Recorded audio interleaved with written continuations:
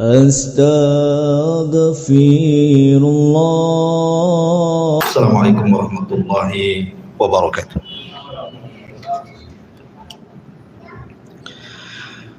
Alhamdulillah wassalatu wassalamu ala Rasulillah wa ala alihi wa sahbihi wa mawalah wa la hawla wa la quwwata illa billahi wa ba'du. Alhamdulillah, di malam hari ini kembali kita bisa duduk di Masjid Muhajirin dan tak lupa salawat dan salam kita hadiahkan kepada Rasul kita Nabi besar Muhammad sallallahu alaihi wasallam, karena masih suasana 10 awal bulan Dzulhijjah, kita diingatkan sebuah khutbah Rasul ketika Nabi sallallahu alaihi wasallam melakukan Hajjatul Wada. Dan Hajjatul Wada atau haji terakhir Rasul adalah bertepatan dengan wafatnya Nabi sallallahu alaihi wasallam 3 bulan setelahnya. Ma'asyiral muslimin yang dimuliakan Allah Subhanahu wa taala. Jabir bin Abdullah radhiyallahu an, dia mengatakan, inna Rasulullah sallallahu alaihi wasallam makatha 9 sinina lam yahuj, thumma udhina fin nasi fil ashirati anna Rasulullah sallallahu alaihi wasallam hajun faqadimal madinata basharun katsirun kulluhum yaltamisu an ya'tamma bi Rasulillah sallallahu alaihi wasallam wa ya'mal mithla amalihi.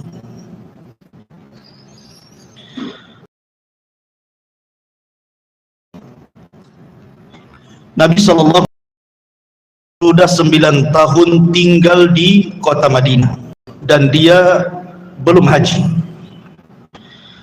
Kemudian diizinkan pada tahun ke-10-nya. Maka Nabi SAW pun haji. Maka diikuti oleh manusia yang banyak, dalam sirah sampai 100.000 yang mengikuti haji Nabi SAW. Semuanya ingin ikut haji bersama Rasul. Ketika Nabi SAW bergerak dari Madinah menuju Mekah, kemudian Nabi SAW sampai di miqatnya, tempat pengambilan ihram yang disebut dengan Dzul Hulaifah. Maka Nabi SAW mulai bertalbiyah, labbaik Allahumma labbaik la syarika laka labbaik innal hamda wan ni'mata laka wal mulk la syarika. Kemudian Nabi SAW sepanjang perjalanan sampai menuju Mekah terus bertalbiyah. Sesekali Nabi SAW melewati beberapa bukit. Kemudian Nabi SAW bertanya, ayyu wadin hadha, ini lembah apa namanya? Maka para sahabat mengatakan, hadza wadil azraq, ini adalah lembah Azraq. Kemudian Nabi SAW terdiam, kemudian mengatakan, ka'anni anzuru ila Musa alaihi salam habitan minas thaniyati walahu juwarun ilallahi bitalbiyah. Maka Nabi SAW mengatakan, sungguh aku seperti melihat Nabi Musa turun dari bukit dengan suara yang lantang, kemudian bertalbiyah. Kemudian Rasul melanjutkan perjalanannya. Terkadang kemudian melewati lembah dan bukit dan berkata, ini lembah apa? Kemudian Nabi SAW berhenti dan mengatakan, ka'anni anzur ila Yunus ibn Mattah alaihi salam ala naqati hamra ja'dah alaihi jubbah min sufin khitamu naqatihi halibatan wa huwa yulaqi. Seolah-olah aku melihat Nabi Yunus ibn Mattah alaihi salam di atas unta merah yang gemuk, memakai jubah dari bulu hewan, tali kendalinya adalah rumput kering, dan dia pun melantangkan suara talbiyah. Jadi sepanjang perjalanan Nabi SAW seolah-olah diperlihatkan para nabi, seolah-olah dia melihat Nabi Musa, Nabi Yunus, Nabi Isa. Dan ketika Nabi SAW melihat Ka'bah, maka diingatkan dengan Nabi Allah Ibrahim alaihi salam. Teringat bahwa dialah yang membangun Ka'bah dan juga putranya Ismail. Kemudian Ibrahim berdoa dengan doa kebaikan, dan salah satu doanya, Rabbana ib'ats fihim rasulan, ya Allah, bangkitkan dari tempat ini seorang rasul yang akan mengajarkan kitab dan kebaikan. Maka Nabi SAW adalah satu doa yang dimaksud oleh Ibrahim alaihi salatu wassalam, ya Allah, bangkitkan di tempat ini seorang rasul, maksudnya Nabi SAW. Kemudian setelah Nabi SAW pada tanggal 8 Dzulhijjah, disinilah mulai setat haji yang disebut dengan hari Tarwiyah. Hari Tarwiyah, kenapa disebut Tarwiyah? Karena ketika Ibrahim alaihi salatu wassalam bermimpi, yang diceritakan kepada putranya Ismail, inni ara fil manami anni adzbahuka fanzur madza tara. Wahai anakku, semalam ayahmu bermimpi bahwa aku menyembelih dirimu. Maka Ibrahim pun merasa bimbang, apakah ini adalah wahyu dari Allah atau hanya sekedar mimpi. Makanya disebut Tarwiyah. Baru setelah kemudian hari kedua Ibrahim mimpi dengan mimpi yang sama, maka hari kedua disebut Arafah. Arafah itu artinya Ibrahim yakin, mengetahui sudah bahwa ini mimpi dari Allah Subhanahu wa ta'ala. Makanya Ibrahim langsung kemudian mendatangi Ismail dan menceritakan mimpinya, dan Ismail langsung menyambut mimpinya dan mengatakan, ya abatif alma tu'mar satajiduni insyaallahu minas sabirin. Wahai ayahku, kalau ini perintah Allah, lakukan saja, karena engkau akan mendapati aku insyaallah termasuk hamba Allah yang sabar. Maka hari Tarwiyah kemudian Rasul pun bergerak ke Mina.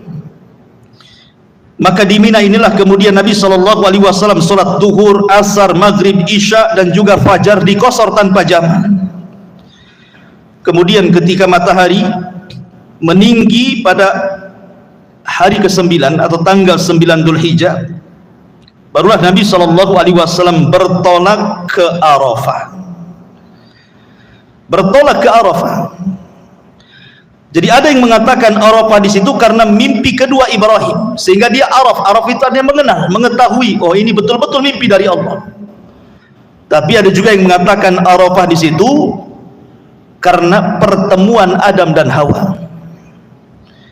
Jadi ketika Adam dan Hawa sudah dekat, yang disebut dengan Muzdalifah, kemudian betul-betul berjumpa di bukit yang kemudian saling mengenal, maka bukit itu disebut Arafah.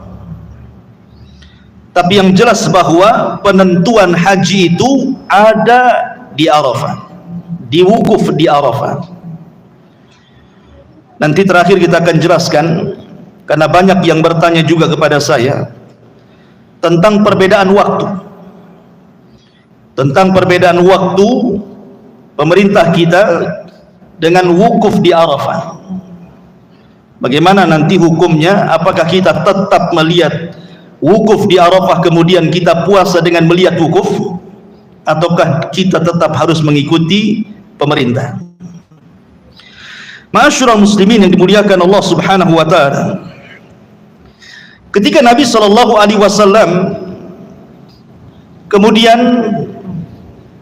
berjalan di atas untanya, di sini Allah Subhanahu wa taala turunkan ayat tentang kesempurnaan Islam. Allah Subhanahu wa taala berfirman, "Al-yauma akmaltu lakum dinakum wa atmamtu 'alaikum ni'mati wa raditu lakumul Islam madina." Pada hari ini kusempurnakan kepada kalian agama kalian, kusempurnakan nikmatku untuk Islam sebagai agama kalian.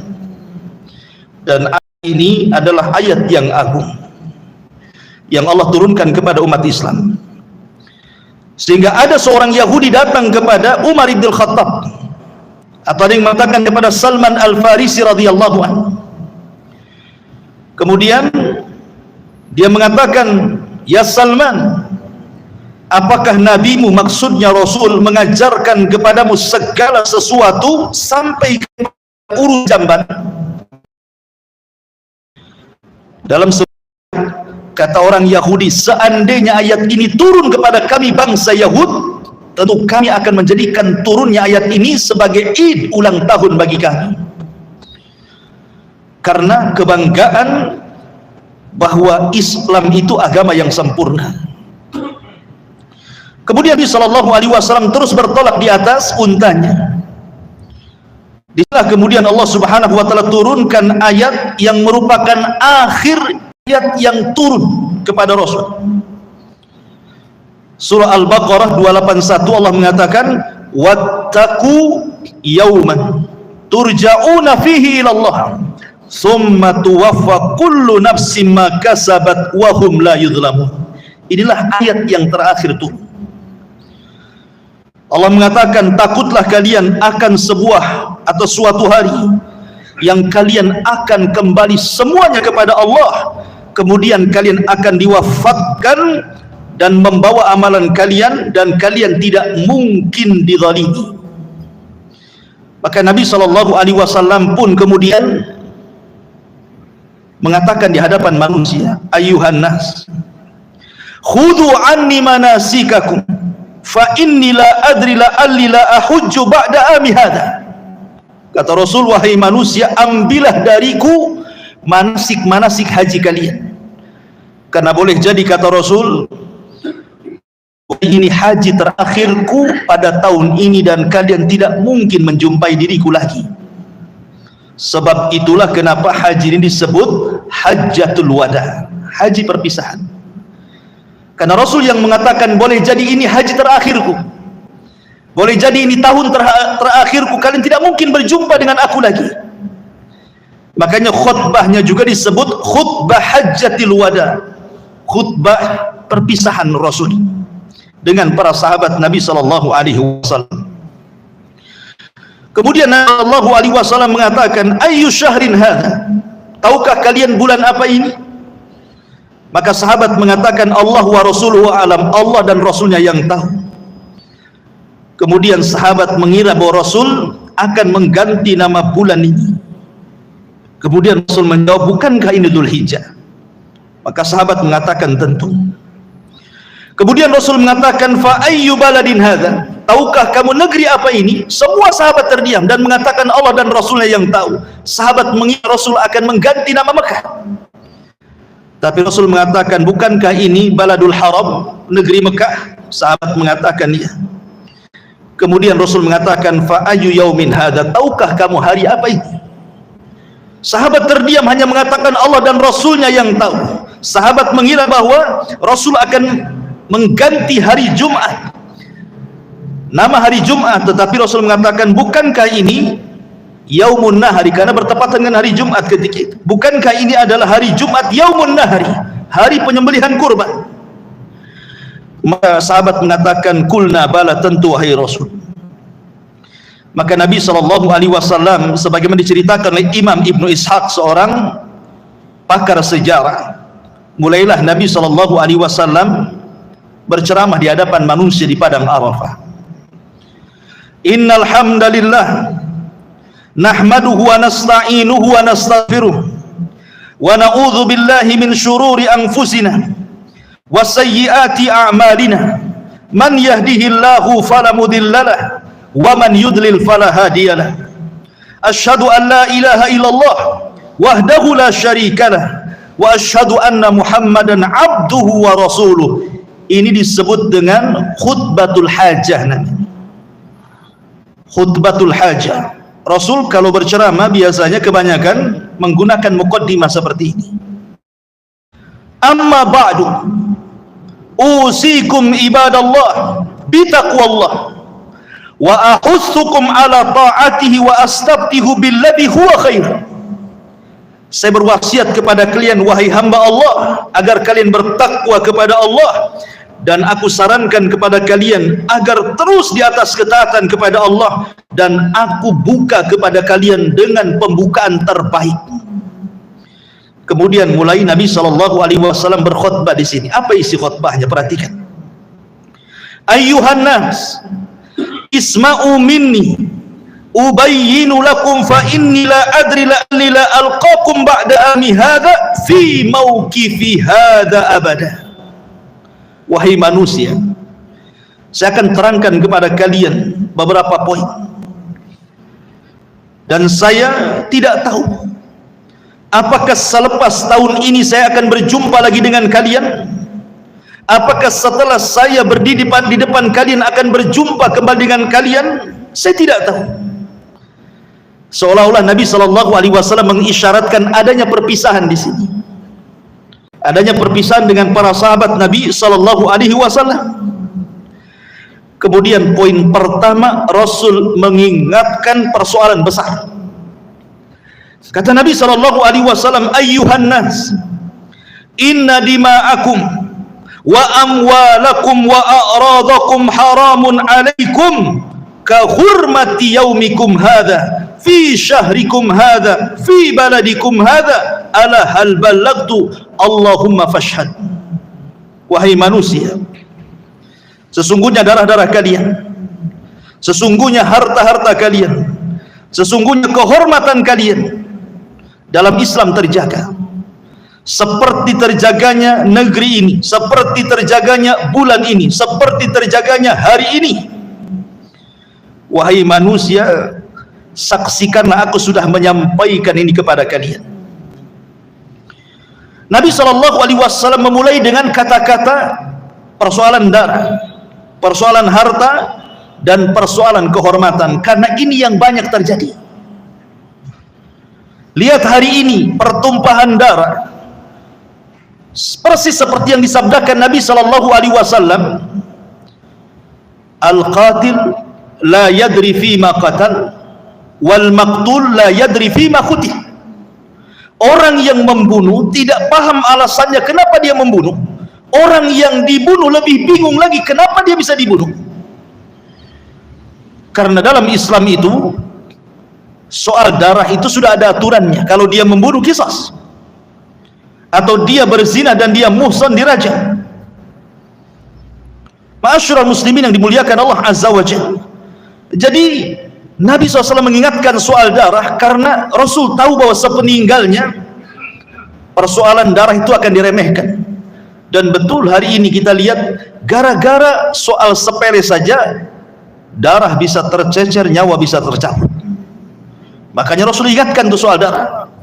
Kemudian soal harta, persis seperti yang disabdakan Nabi SAW, sayati alaikum zaman la yubalil mar'u bima akhadal mal. Akan datang zamannya, kata Rasul, di mana orang tidak peduli dengan cara mengambil harta, apakah dengan halal apakah dengan haram. Dan sekarang sudah kelihatan, yang penting dapat harta tanpa peduli halal haram. Kemudian Rasul mengingatkan soal kehormatan, karena soal kehormatan itu paling banyak dirobek kaum muslimin. Orang mudah mencaci, memaki, menggibah, namimah, dan begitu seterusnya. Maka Rasul mengingatkan persoalan-persoalan kezaliman sehari-hari yang akan dilakukan kaum muslimin. Ingat bahwa darah kalian, harta kalian, kehormatan kalian terjaga dalam Islam. Tidak boleh ditumpahkan darahnya, tidak boleh diambil hartanya, tidak boleh dirobek kehormatannya. Ini khutbah yang luar biasa. Kemudian kata Nabi SAW, "Faman kanat indahu amanatun falyuaddiha ila man i'tamanahu 'alaiha." Barang siapa yang diserahi amanah, tunaikanlah amanah itu kepada orang yang berhak menerima amanah itu. Karena persoalan amanah ini sejak zaman dulu sangat langka, apalagi di zaman sekarang. Orang yang dititipi harta tidak amanah, orang yang dititipi jabatan tidak amanah, orang yang dititipi keluarga tidak ada amanah, orang yang dititipi anak pun tidak amanah. Jadi ini mencakup semua aspek kehidupan manusia soal amanah ini. Makanya Nabi SAW mengingatkan soal amanah. Badan kita sendiri amanah dari Allah sebenarnya. Terkadang kita tidak bisa menjaga mata kita untuk memandang yang haram, telinga kita mendengar yang haram, lisan kita berucap dengan yang haram. Kita sendiri loh, badan kita tidak bisa kita ini menjaga amanah Allah. Makanya Rasul ingatkan soal amanah. Kemudian Nabi SAW mengatakan, "Wa inna kulla riba mawdu'un walakin lakum ru'usu amwalikum la tadlimuna wa la tudlamun. Qadallahu annahu la riba wa inna riba Abbas ibni Abdul Muttalib mawdu'un kulluhu." Bahwa semua riba dalam Islam sudah tidak berlaku, tetapi kamu berhak menerima kembali modalmu. Janganlah kamu berbuat aniaya terhadap orang lain, dan jangan pula kamu teraniaya. Allah telah menentukan bahwa tidak boleh lagi ada riba, dan bahwa riba Abbas ibn Abdul Muttalib semua sudah tidak berlaku dengan kedatanganku. Rasul mulai dari keluarganya, karena di zaman jahiliyah itu ada yang disebut dengan riba nasiah. Kalau anda meminjam uang 100.000, maka dikembalikan 100.000 20. 20 itu ribanya. Itu yang dilakukan orang-orang kaya jahiliyah, termasuk Abbas pamannya Rasul. Jadi kalau ada orang-orang yang hendak berniaga ke Yaman atau ke Syam, kemudian berhutang kepada Abbas sekian dinar, maka Abbas akan menambah tambahannya saat dia memulangkan kembali hutangnya. Makanya Rasul dimulai dari keluarganya. Pokoknya riba jahiliyah tidak ada lagi, termasuk Abbas ibn Abdul Muttalib pelaku riba tidak boleh ada lagi. Menunjukkan bahwa dakwah itu dimulai dari keluarga. Kenapa Rasul mengingatkan soal riba coba? Karena kita ini di zaman sekarang tidak mungkin lepas dari riba, masuk dalam lingkaran riba. Siapa yang selamat dari riba hari ini? Tidak ada. Semua punya ATM, semua punya simpanan uang di bank, semua orang transfer, menerima transfer, seolah-olah kita tidak bisa keluar dari situ. Padahal Nabi SAW sudah mengingatkan soal riba ini, karena riba ini persoalan berat, termasuk dosa besar. Dimimpikan Nabi SAW dalam mimpinya ketika melihat azab kubur. Dia melihat ada seseorang yang berenang di air darah, kemudian tidak bisa ke pinggir karena pinggir diberikan batu yang besar, kemudian dimasukkan sehingga dia kepayahan berenang di tengah darah itu. Makanya Rasul ingatkan soal riba. Kemudian Nabi SAW mengingatkan soal dendam kesumat. Wa anna kulla damin kana fil jahiliyati mawdu'un wa inna awwala dimaikum adau di dam ibni Rabi'an Harith ibn Muttalib wa kana mustarḍa'an fi Bani Laitsin faqatalathu Hudailun huwa awwal ma abda'u bihi min dima'il jahiliyah. Rasul ingat setiap dendam kesumat.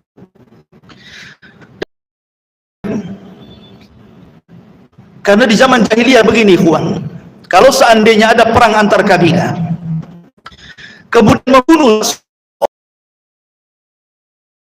dia harus bersedekah, dan tidak bukan orang yang membunuh, yang jelas dia kabilah sana. Tapi dalam Islam dihapuskan karena yang dibunuh hanya yang membunuh, yang disebut dengan nas. Makanya kemudian dalam hal ini Rasul mengingatkan soal dendam kesumat ini. Ingatlah bahwa persoalan dendam, persoalan darah di zaman itu hapuskan, dan darah yang pertama kali kuletakkan darahnya, maka yang pertama kuletakkan darah dia. Dan masalah dendam ini di masyarakat luar biasa. Gara-gara dendam orang bisa membunuh kan. Terkadang yang salah anaknya dibunuh orang tuanya, yang salah orang tua dibunuh anaknya, yang salah satu orang dibunuh pula rame-rame. Dan begitulah dalam Islam, semua dihilangkan dalam khutbah ini. Kemudian Nabi SAW mengingatkan, amma ba'du ayyuhan nas, fa inna syaitana qad ya'isa min an yu'bada bi ardikum hadhihi abada, walakinnahu in yuta'a fima siwa dhalik faqad radiya bihi mimma tahkiruna min a'malikum daruhu ala dinikum. Kata Nabi SAW, wahai manusia, nafsu setan yang minta untuk disembah di negeri ini sudah tidak bisa lagi. Setan sudah putus asa untuk minta disembah. Akan tetapi kata Rasul, kalau kamu turutkan dia walaupun dalam hal-hal yang kamu anggap remeh, yang berarti merendahkan segala amal perbuatanmu, niscaya syaitan akan senang. Oleh karena itulah jagalah agama kalian dengan cara yang baik. Maksudnya begini, syaitan itu mungkin bagi orang-orang yang sering ke majelis ilmu, menjaga sholat 5 waktu, menyuruh antum untuk menyembah dia susah. Artinya dalam seperti mamanya menyembah berhala, menyembah patung dan yang lainnya mungkin susah orang kalau sudah bertauhid. Tapi syaitan akan mencari celah untuk menghancurkan amal kita. Dimasukkanlah amal kita dengan riya, dimasukkanlah amal kita dengan sum'ah, dengan takabur, meremehkan perkara-perkara kecil. Ini sunnah saja, nggak apa-apa, nggak diamalkan, dan begitu seterusnya. Setan akan mengambil celah ini. Dalam riwayat, walakin bitahrisi bainakum, tetapi setan berusaha untuk membuat kalian bergaduh, bertengkar, berikhtilaf. Terkadang ada satu masjid bermasalah antar pengurus, satu yayasan bermasalah antar pengurus, satu pesantren, satu organisasi, satu ormas, satu partai. Setan berusaha untuk ke situ. Ma'asyiral muslimin yang dimuliakan Allah Subhanahu wa taala. Kemudian Rasul sallallahu alaihi wasallam mengingatkan lagi tentang kemuliaan bulan Hurum. Kata Nabi sallallahu alaihi wasallam, ayyuhan nas, innaman nasi'u ziyadatun fil kufri yudhallu bihi alladhina kafaru yuhillunahu aman wa yuharrimunahu aman liyuwatiu iddata ma harramallah fayuhillu ma harramallah wa yuharrimu ma ahallallah wa inna zamana qad istadara alaikum kahayati yawma khalaqas samawati wal ard inna iddatash shuhuri indallahi 12 syahran minha arba'atul hurum salasatun mutawaliyatun dzulqa'dati wa dzulhijjati wal muharram war rajabul mudhar bainal jumada wa sya'ban. Kata Nabi SAW, wahai manusia, menunda-nunda berlakunya larangan bulan suci berarti memperbesar kekufuran. Dengan itu orang-orang kafir tersesat. Pada satu tahun mereka melanggar, dan pada tahun berikutnya mereka mensucikan untuk disesuaikan dengan jumlah yang sesuai telah disucikan Allah. Kemudian mereka menghalalkan apa yang sudah diharamkan Allah, atau mengharamkan apa yang dihalalkan Allah Azza wa Jalla. Zaman itu berputar. Allah telah menciptakan langit dan bumi, dan jumlah bulan itu 12 dalam setahun. Dari 12 bulan itu ada 4 bulan suci, 3 berturut-turut, 1 terpisah, Dzulqa'dah, Dzulhijjah, Muharram. Kemudian bulan Rajab, bulan di antara Jumadil Akhir dan bulan Sya'ban, kata Rasul. Artinya begini, orang-orang jahiliyah itu mereka terkadang melanggar bulan hurum. Dzulqa'dah, Dzulhijjah, Muharram, Rajab ini disebut Asyhurul Hurum namanya. Tidak boleh berperang. Tapi terkadang mereka melakukan peperangan di bulan ini.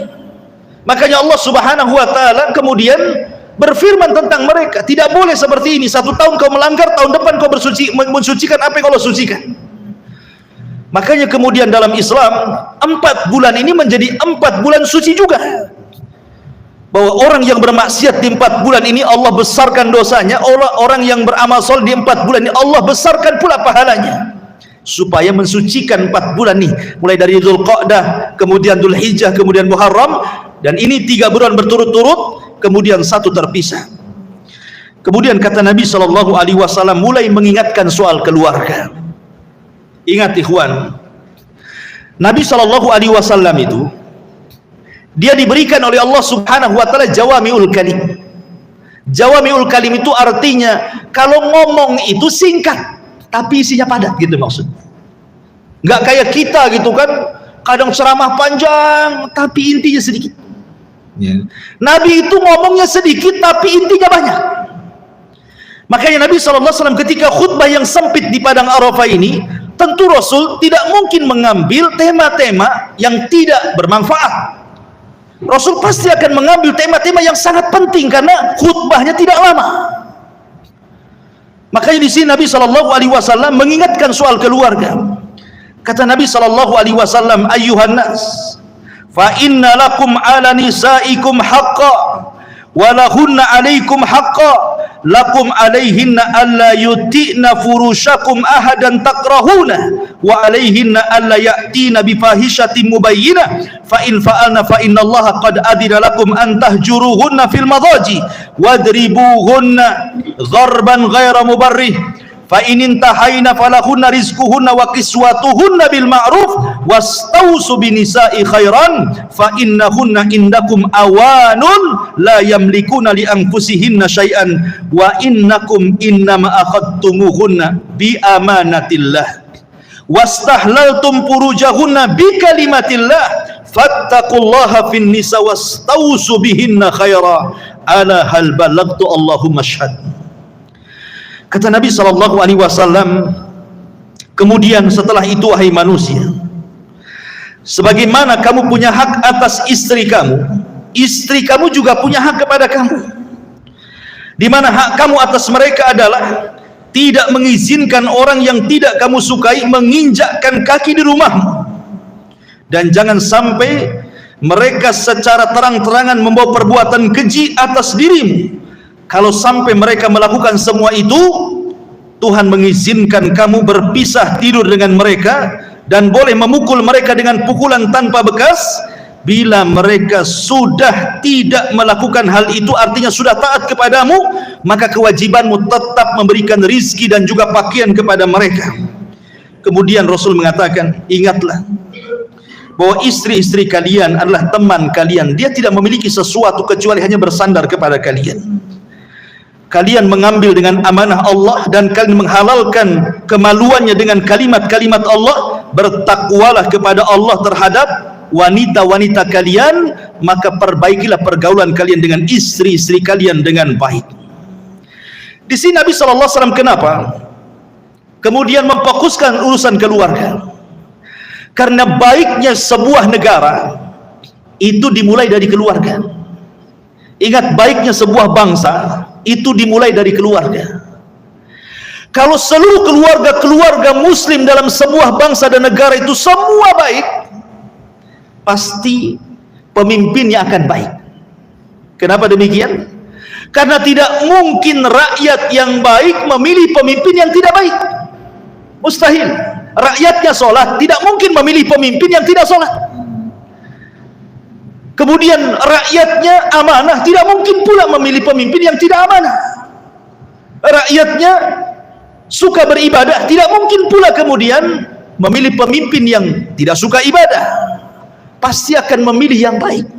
Nabi SAW memilih miniatur negara yang paling kecil, keluarga, untuk mengambil sesuatu yang luas.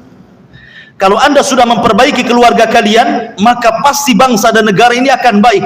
Karena pemimpin itu cerminan rakyat. Pemimpin yang jahat karena rakyatnya jahat. Pemimpin yang baik karena rakyatnya baik. Makanya Allah mengatakan, innallaha la yughayyiru ma biqaumin hatta yughayyiru ma bi anfusihim. Allah tidak mungkin merubah sebuah kaum sampai mereka robah diri mereka sendiri. Tidak bisa rakyat kemudian mencela pemerintah, meminta agar pemerintah baik kalau mereka juga tidak baik. Bagaimana caranya? Karena pemimpin itu lahir dari rakyat masalahnya. Ma'asyiral muslimin yang dimuliakan Allah, maka di sini Rasul mengajarkan soal tatanan keluarga di sini. Bahwa istri punya hak, suami juga punya hak. Masing-masing ada haknya dan harus dijalankan. Kalau suami istri itu sudah menjalankan haknya masing-masing, saya kira apa yang difirmankan Allah Subhanahu wa taala itu akan menjadi sebuah fakta dalam kehidupan rumah tangga. Wa min ayatihi an khalaqalakum min anfusikum azwaja litaskunu ilaiha wa ja'a bainakum mawaddatan wa rahmah inna fi dzalika laayatin liqaumin yatafakkarun. Tujuan berumah tangga itu sakinah, mencari ketenangan.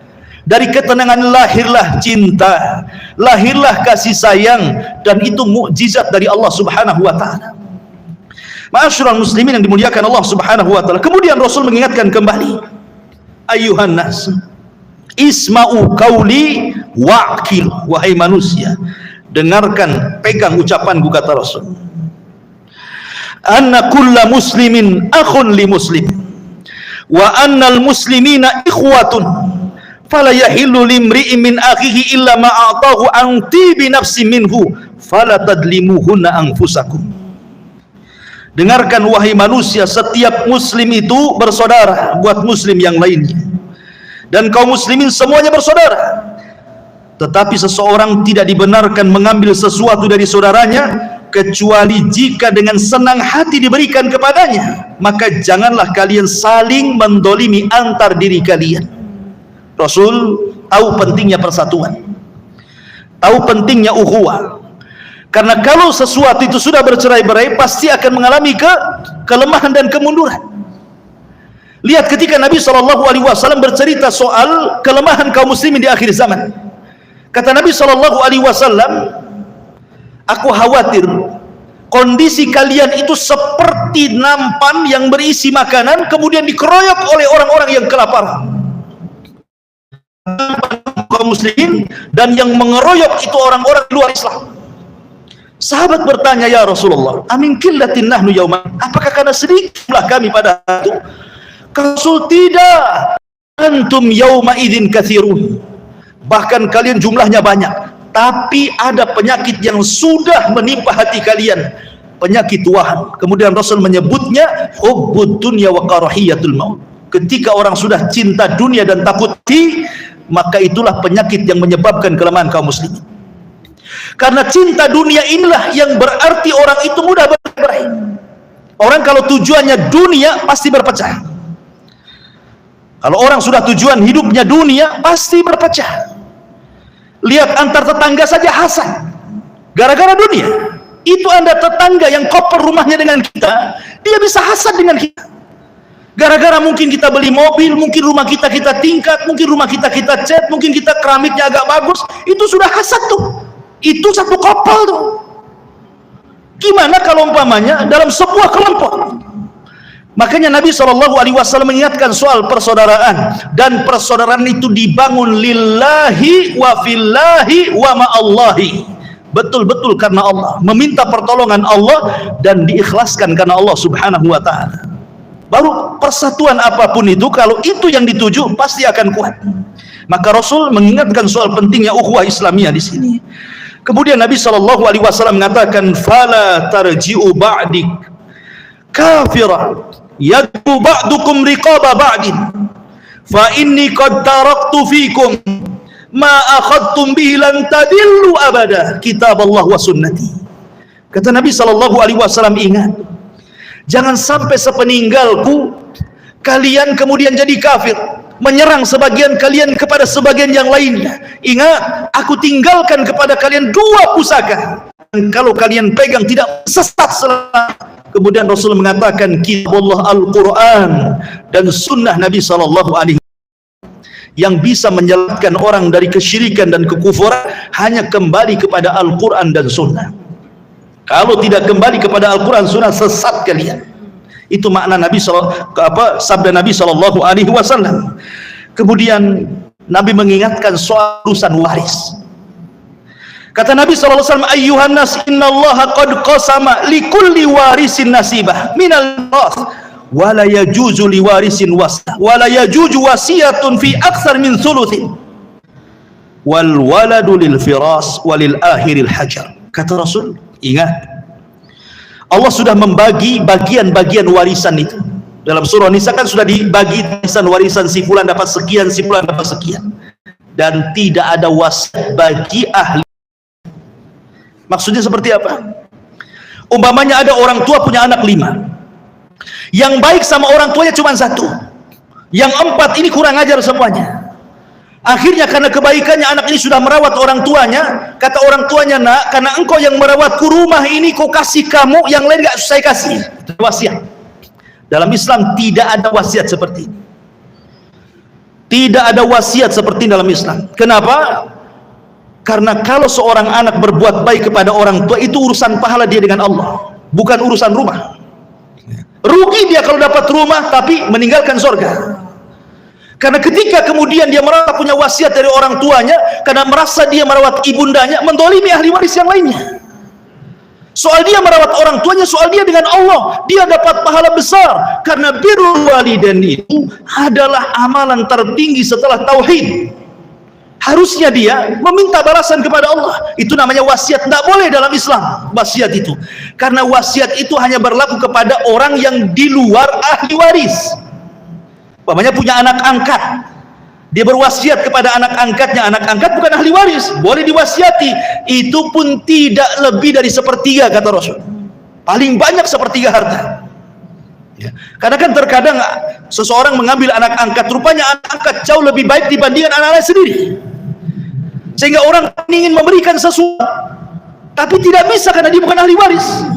Maka dengan cara wasiat, tetapi itu pun tidak lebih daripada 1/3 harta. Itu maksudnya di sini. Kata Nabi SAW, kemudian wal waladu lil firas walil akhiril hajar. Artinya kalau seandainya, naudzubillah, kalau ada orang berzina kemudian punya anak, maka anak ini adalah anak yang suami, kemudian qadarullah istrinya berzina dengan orang lain. Suami istri berzina dengan orang lain. Kemudian dari perzinahan ini hamil. Tidak tahu ini siapa yang menghamili kan? Apakah dia hamil dengan suami yang pertama? Kan masih terikat perkawinan nih. Tahu-tahu qadarullah istrinya berzina. Ya. Kemudian hamilnya ini nggak jelas. Apakah dihamili oleh laki-laki yang menzinahinya atau dihamili dengan suami sahnya? Kan tidak jelas tuh. Maka kalau memang tidak terjadi mula'anah di sini, maka bayi itu masih tetap bayi yang suami sahnya, bukan pezinanya, kecuali ada bukti DNA atau apa gitu kan, yang membuktikan bahwa dia laki-laki yang menzinahinya. Kemudian kata Nabi sallallahu alaihi wasallam, manidda ila ghairi abihi aw tawalla ghaira mawalihi fa alaihi la'natullahi wal malaikah wan nasi ajmain la yaqbalullahu minhu sarfan wala adl. Kata Nabi SAW, tidak boleh orang itu bernasab kepada yang bukan bapaknya. Seorang bukan keturunan Nabi, ngaku pula keturunan Nabi. Itu namanya menasabkan kepada yang bukan nasabnya. Itulah maksudnya. Atau seorang budak yang menasabkan kepada yang bukan tuannya, maka Rasul mengatakan, maka dia mendapatkan laknat Allah, laknat malaikatnya, tidak diterima amalan wajib dan sunnahnya. Hati-hati soal nasab ini. Jangan sembarang orang mengaku saya turunan ini, turunan itu, kalau tidak ada bukti, gitu maksudnya. Karena tidak boleh dalam Islam itu menasabkan kepada yang bukan nasabnya. Di zaman Rasul aja punya anak angkat namanya Zaid. Oleh Rasul diganti namanya Zaid ibn Muhammad, turunnya surah Al-Ahzab, dan Rasul ditegur. Allah mengatakan, ma ja'alallahu ad'iya'akunna, aku tidak boleh bapak angkat menasabkan anak angkat kepada bapak angkatnya, nasabkan dia kepada bapak benernya. Karena ada orang tua angkat, saking sayangnya dengan anak itu karena diambil dari bayi, dinasabkan pula kepada bapak angkatnya. Berikan kepada bapak kepada bapak yang memang anak orang itu, bapak orang itu, kecuali kalau tidak diketahui maka cukup nasabkan dengan kalimat Abdullah, hamba Allah, selesai. Ya. Ma'asyiral muslimin yang dimuliakan Allah Subhanahu wa taala. Kemudian Nabi SAW setelah banyak memberikan nasihat, terakhir Rasul mengatakan, wa antum tus'aluna anni fama antum qailun. Kalian akan ditanya soal diriku, kira-kira apa yang kalian jawab? Kemudian mereka mengatakan, nashhadu annaka qad balagh wa addait wa nasah. Faqala bi isbihi yarfa'uha ila as-sama. Allahumma shahad, Allahumma shahad, Allahumma shahad, Allahumma inni qad balagh. Kemudian Rasul mengatakan, kalian akan ditanya di hadapan Allah tentang diriku, sudahkah aku menyampaikan syariatku kepada kalian, syariat Allah kepada kalian? Maka sahabat mengatakan, ya, kami bersaksi engkau sudah menyampaikannya, engkau sudah memberikan nasihat kepada kami, engkau sudah menyampaikan semuanya. Maka Rasulullah SAW langsung telunjuknya mengarah ke langit dan mengatakan, ya Allah, saksikan bahwa aku telah menyampaikan semuanya, tidak ada yang kutup-tutupi, semua wahyu sudah kusampaikan kepada umatku. Ma'asyiral muslimin yang dimuliakan Allah Subhanahu wa taala. Setelah Nabi SAW, dan ini adalah inti poin daripada khutbatul hajat fil wada, khutbah hajat ketika haji wada. Kemudian setelah itu Nabi SAW pulang. Setelah hajatul wada, Nabi SAW bertolak dari Mekah menuju Madinah. Disinilah Nabi SAW mulai terasa sakit-sakitan. Karena ingat bahwa dari hajatul wada ke wafatnya Nabi SAW itu hanya 3 bulan. Habis itu Rasul meninggal. Jadi ketika Nabi SAW kemudian pulang dari hajatul wada, kemudian 9 hari sebelum wafatnya Nabi SAW terasa amat sangat berat, sakit parah, tidak bisa bangun. Tapi Nabi SAW berusaha memaksakan diri untuk berziarah kepada kuburan syuhada Uhud. Maka dipapahnya Nabi SAW menuju Uhud. Ketika sampai di Uhud, Nabi SAW mengucapkan salam kepada mereka. Assalamu alaikum ya syuhada Uhud, antum sabiqun wa inna insyaallah bikumul lahiqun, wa inna insyaallah bikumul lahiqun. Kata Nabi SAW, keselamatan bagi kalian wahai syuhada Uhud. Kalian sudah mendahului kami, tapi kami juga akan menyusul kalian. Kami juga akan menyusul kalian. Seolah-olah Nabi SAW ingin mengingatkan para sahabat yang ikut bersama Rasul ziarah kuburan Uhud itu. Rasul ingin katakan bahwa sesungguhnya kenikmatan yang kalian sekarang rasakan itu karena pengorbanan mereka. Kenikmatan yang kalian rasakan hari ini, termasuk kita juga di sini. Kita sekarang mendapatkan nikmat yang luar biasa. Kita bisa mengamalkan Islam. Antum bisa hadir di majelis ilmu, antum bisa salat dengan tenang, mencari nafkah dengan enak, mendapatkan dai Islam. Seolah-olah Rasul ingin mengatakan itu semua perjuangan mereka, para syuhada Uhud itu. Makanya Rasul ingin menggiring manusia, itulah pengorbanan para sahabat dan pengorbanan Nabi SAW sehingga agama sampai kepada kita. Namun disayangkan setelah 14 abad berlalu, ternyata ada orang yang tidak tahu bersyukur akan kebaikan Rasul dan para sahabat. Di antara mereka ada yang mencaci maki sahabat, di antara mereka yang mencaci maki Nabi SAW, sementara dia seorang muslim. Ingat bahwa Islam sampai kepada kita ini dengan perjuangan. Bukan dengan mudah mereka sampaikan Islam kepada kita, dengan darah mereka, dengan waktu mereka. Kok aneh setelah 14 abad yang kemudian berlalu, kok ada orang yang berani mencela Abu Bakar, Umar, Utsman. Makanya Rasul jauh-jauh hari sudah mengatakan, la tasubbu ashabi, jangan kalian cela sahabatku. Karena kalau sekali salah seorang di antara kalian berinfak 1 gunung Uhud, kalian tidak mungkin mengimbangi pahala para sahabat walaupun 1 mud atau setengah mud, kata Rasul.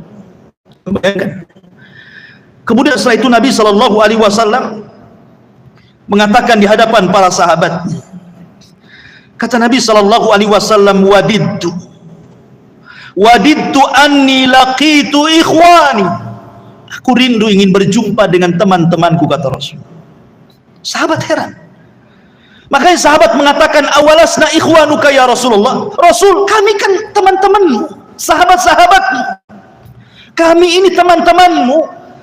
Maka Rasul mengatakan, la antum ashabi, bukan, kalian ini sahabatku. Lalu sahabat mengatakan, lalu siapa yang dimaksud anda temanmu wahai Rasul? Kata Nabi SAW, walakin ikhwani alladzina amanu bi walam yarawni. Yang dimaksud teman-temanku adalah sebuah kaum tidak pernah melihatku tetapi mereka beriman kepadaku. Kita ini Rasul rindu kepada kita, tapi terkadang kita tidak pernah rindu kepada Nabi SAW. Kita asik menyelisih sunnahnya, meninggalkan sunnahnya, menganggap sunnah ini remeh, terkadang mencaci maki sunnahnya. Di mana kita dengan Rasul SAW, ya umat Muhammad? Ma'asyiral muslimin yang dimuliakan Allah Azza wa Jalla. Kemudian Nabi SAW pun pulang. Sakit makin parah. Ketika parah-parahnya sakit, Rasulullah SAW tidak bisa bangkit. Sehingga dia mengatakan kepada Aisyah radhiyallahu anha, sakit yang diderita Rasul itu jauh lebih sakit dibandingkan orang biasa. Ingat, Rasul ketika itu merasakan sakit jauh lebih sakit dibandingkan antum-antum yang sakit. Makanya Rasul mengatakan kepada Aisyah radhiyallahu anha, ya Aisyah, inna lil mauti la sakarah. Wahai Aisyah, sungguh jelang detik-detik kematian itu ada keperitan yang luar biasa. Karena sakitnya Rasul itu berlipat dari orang biasa. Ketika Nabi SAW mengucapkan kalimat itu, tiba-tiba Rasul mendengar ada kegaduhan yang ada di luar masjid, di dalam Masjid Nabawi dan juga di luar masjid. Gaduh para sahabat itu. Rupanya para sahabat mereka sedang sedih dan sebagian mereka menangis.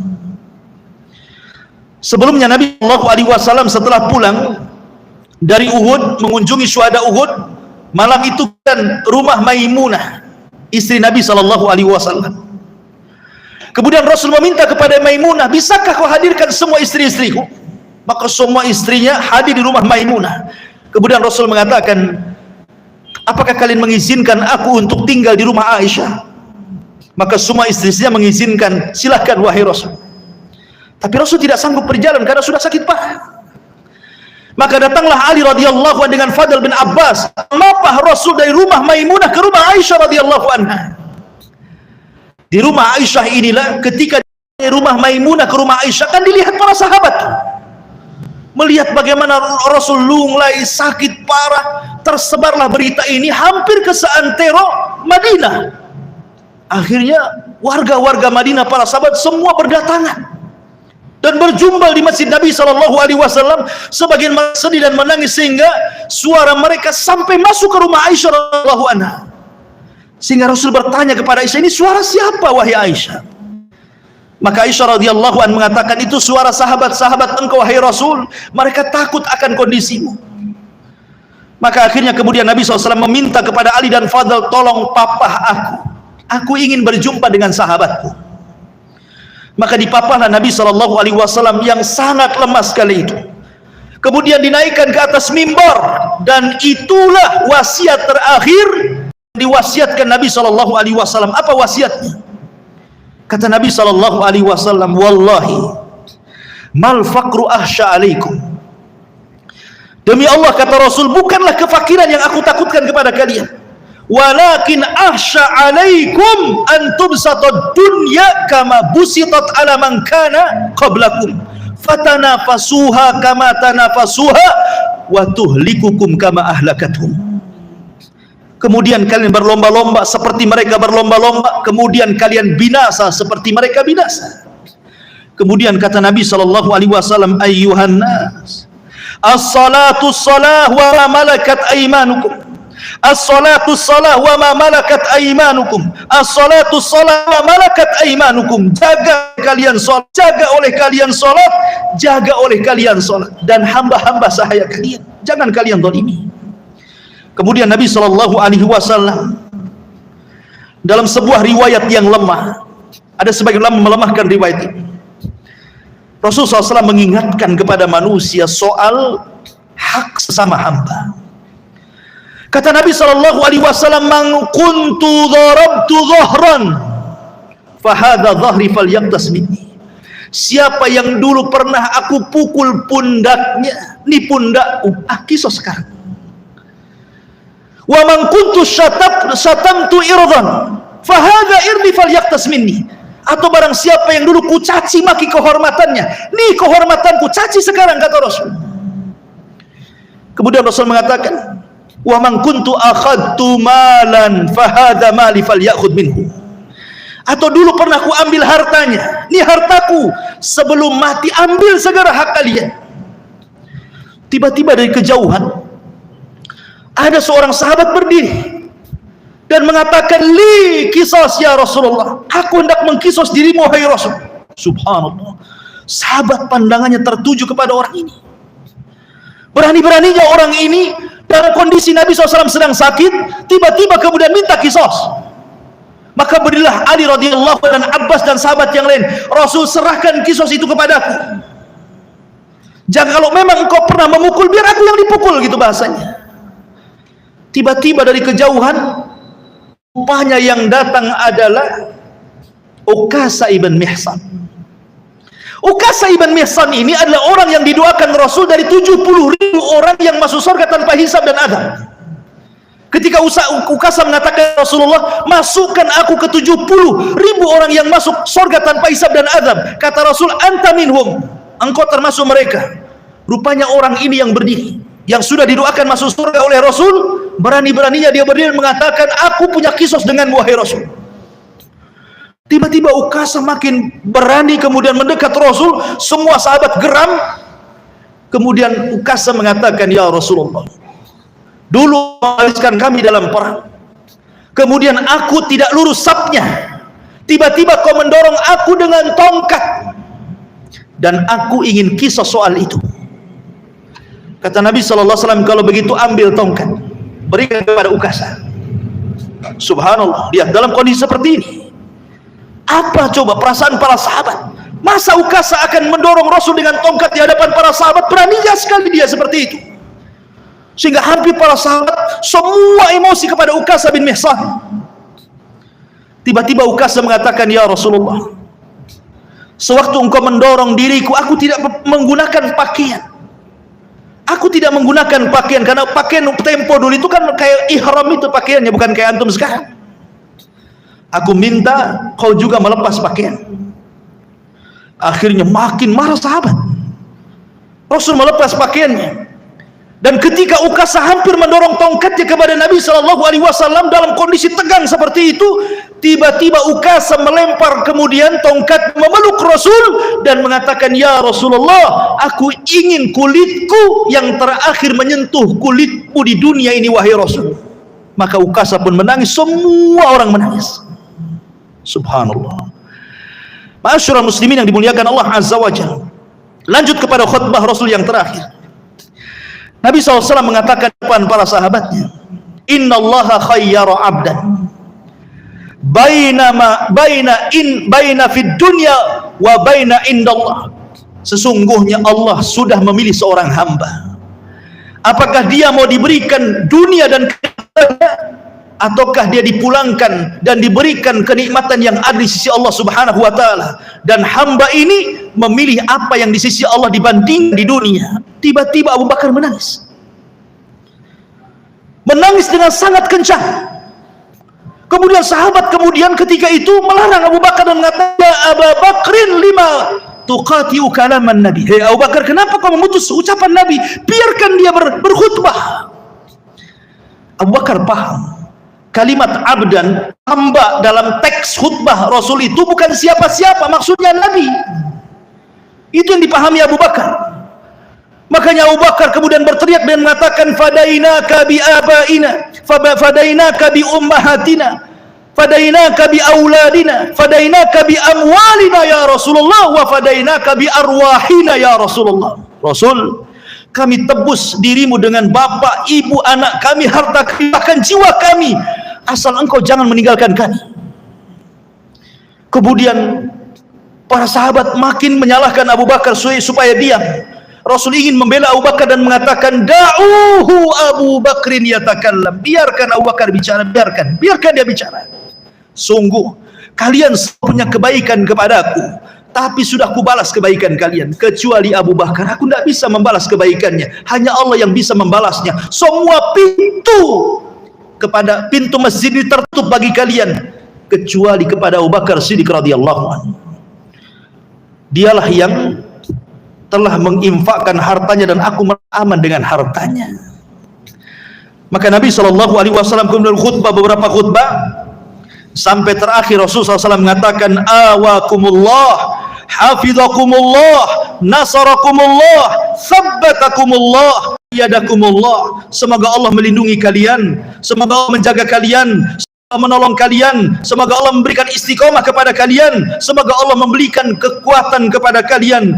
Kemudian sebelum Nabi SAW turun dari mimbar, Rasul mengatakan, sampaikan salamku kepada orang-orang sepeninggalku, maksudnya kepada kita. Maka Nabi turun dari mimbar, kemudian masuk ke rumah Aisyah radhiyallahu anha. Kemudian Nabi SAW mulai sakit parah, terkadang pingsan, terkadang sadar. Ketika itu Aisyah radhiyallahu anha melihat Abdurrahman masuk ke rumahnya minta izin dan di tangannya ada siwak. Rasul ketika itu siuman melihat siwaknya siwaknya Abdurrahman putra Abu Bakar Siddiq radhiyallahu. Aisyah paham karena Rasul sudah bisa ngomong. Aisyah radhiyallahu mengatakan, sini siwakmu wahai Abdurrahman. Maka kemudian diambillah siwaknya Abdurrahman, kemudian dikunyah dengan lembutnya oleh Aisyah radhiyallahu anha, kemudian diserahkan kepada Rasul. Itulah Rasul menyiwak terakhir. Aisyah radhiyallahu anha, aku tidak pernah Rasul bersiwak seindah kecuali kala itu. Kemudian Nabi SAW melihat ada suara Jibril yang sedang mengetuk rumahnya. Kemudian Rasul memerintahkan semua orang yang ada di rumah itu suruh keluar, kecuali Aisyah radhiyallahu anha, karena Rasul berada di pangkuan Aisyah. Tiba Jibril datang. Kemudian Jibril mengatakan, ya Rasulullah, malakul maut bil bab. Ya Rasulullah, malaikat maut ada di depan pintu. Yasta'dinu an yadkhulaika, dia minta izin untuk masuk kepadamu. Kemudian kata Rasul SAW, aku izinkan masuk saja. Maka Jibril pun kemudian dengan malakul maut masuk ke kamar Aisyah radhiyallahu anha. Kemudian dia mengatakan, assalamu alayka ya Rasulullah, kata malaikat maut, keselamatan bagi engkau wahai Rasul. Arsalanillah ukhayyiru, aku diperintahkan Allah untuk memberikan pilihan kepadamu wahai Muhammad, bainal baqa'i fid dunya wa baina antal haqqa billah. Apakah engkau ingin tetap hidup di dunia dan Allah berikan banyak kenikmatan kepada engkau wahai Muhammad, ataukah engkau kembali kepada Allah Subhanahu wa taala? Maka Rasul tiba-tiba mengangkat telunjuknya ke langit dan mengatakan, bal ila rafiqil a'la, ila rafiqil a'la. Bahkan aku ingin kembali ke hadapan Allah, berjumpa dengan teman-temanku para nabi dan rasul.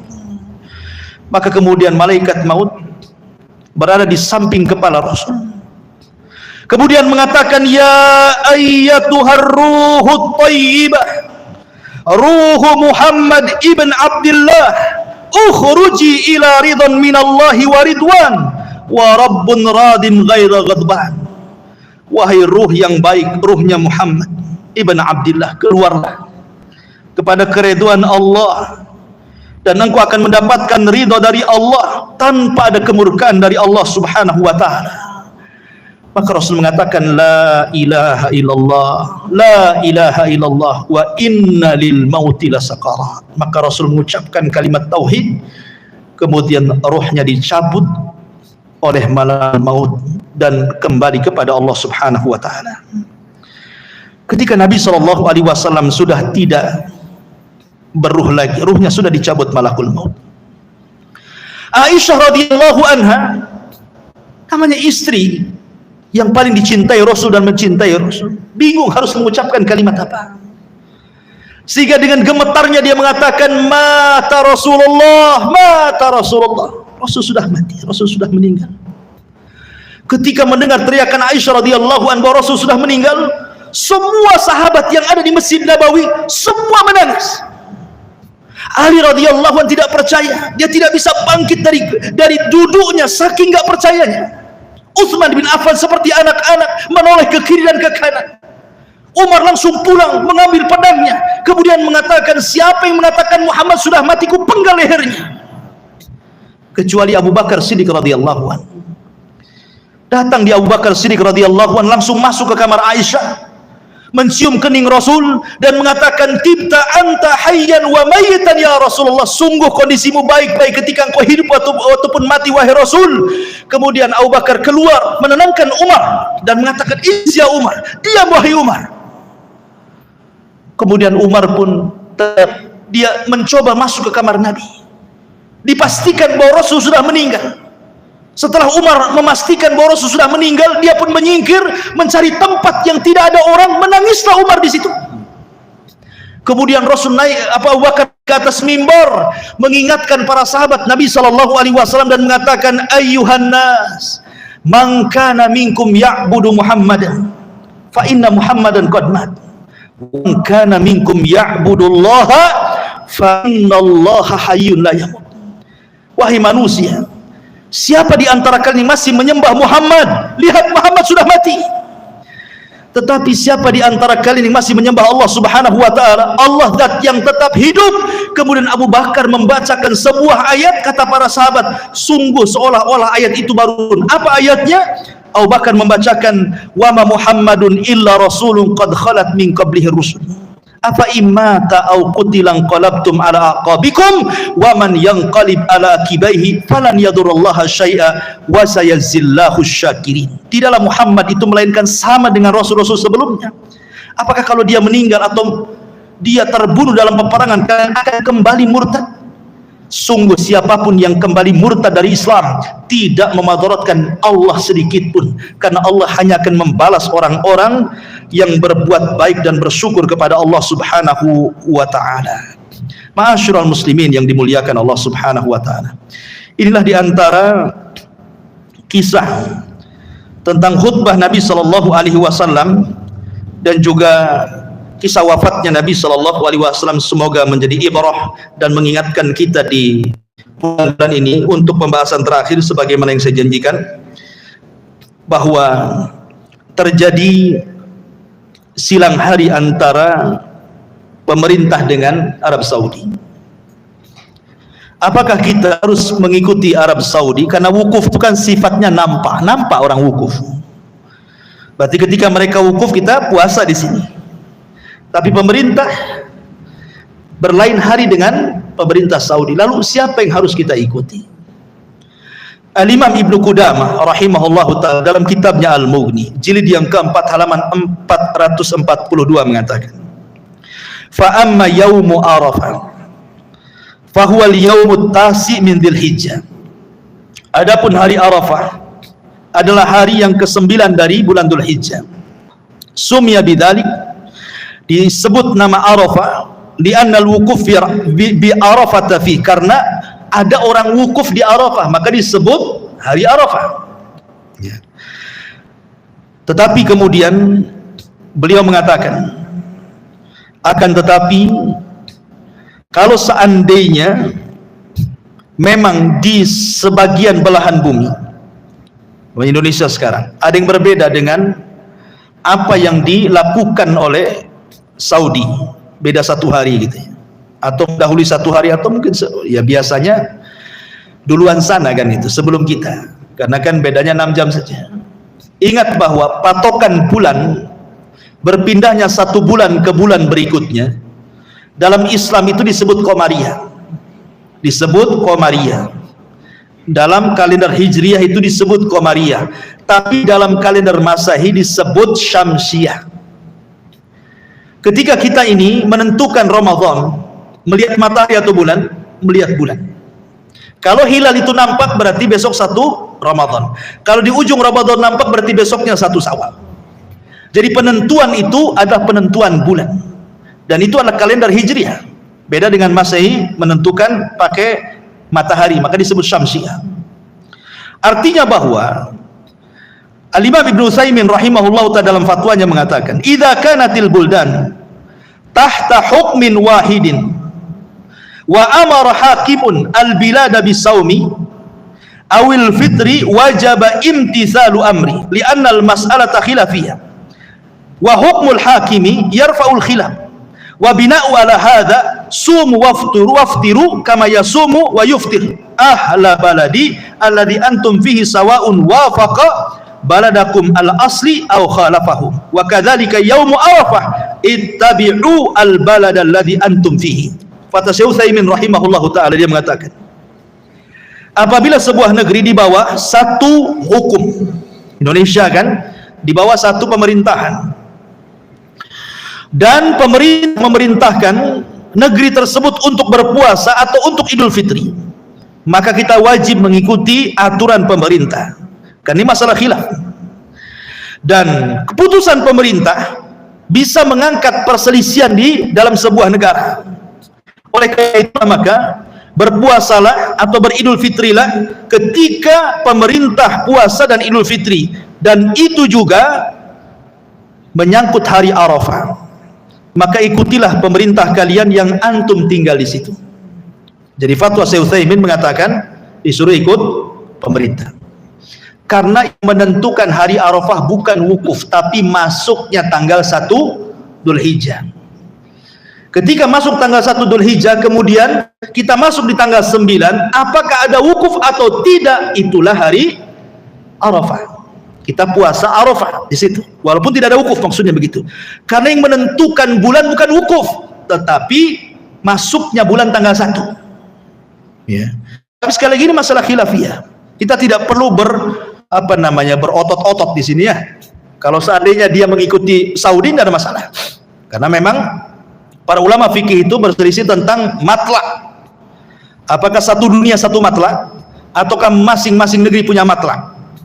Karena ada beberapa hadis. Ada yang mengatakan bahwa satu dunia satu matlak. Ketika berdalil satu dunia satu matlak, berdasarkan idza ra'aitumuhu fasumu, apabila engkau melihat bulan puasalah, berarti kalau melihat orang wukuf maka kita ikut puasa. Itu satu pendapat. Kita tidak mengingkari ada pendapat seperti ini. Ya. Tetapi ada juga pendapat bahwa masing-masing negeri punya matlak. Di zaman Rasul itu ada sahabat namanya Quraib. Quraib ini dari Syam.